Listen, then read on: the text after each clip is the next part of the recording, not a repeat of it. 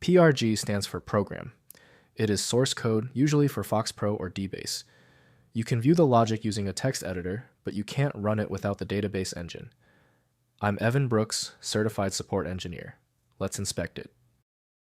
Based on my professional background, there's always a secret weapon for deeply corrupted PRG files. This advanced, near-guaranteed solution can be downloaded now. A PRG file contains source code written in a programming language, often associated with FoxPro.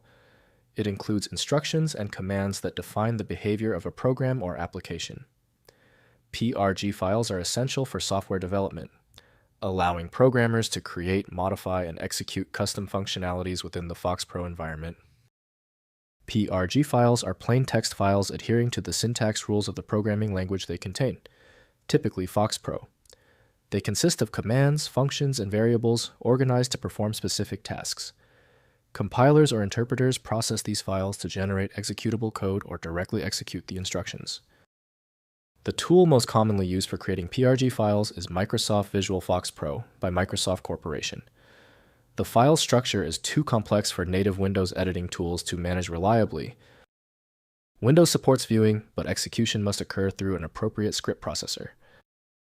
We're testing the system's ability to interpret the data. Right-click the PRG file and click Open with. Test Microsoft Visual FoxPro first. If it's unavailable, choose another program. The right key is on your PC. If the PRG file hasn't opened yet, take a breath. The file is forcing our hand. We're going to challenge it by testing these common failure scenarios right now. First, identify the creator.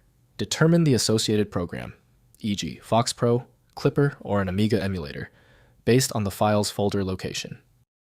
Next, open with text editor. Open the PRG file with a code editor, VS Code, to view the source code, which is usually text-based, e.g. C, assembly, or FoxPro code. Finally, execute via emulator, IDE.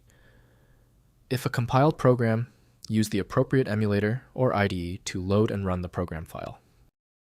If compatibility checks failed, it is likely because the file extension name is shared by different developers for unrelated formats, causing your PC to use the wrong reading language. Rather than guessing, you can try switching to a dedicated parsing engine that is built to identify file structures autonomously and may offer a better chance of opening stubborn formats. Takeaway: the inability of Windows and 7-zip to open the file suggests a unique format signature. FileMagick is the comprehensive solution built to handle these exceptions. Find it at FileMagick. If you found the instructions clear, please like the video and subscribe for new content every week.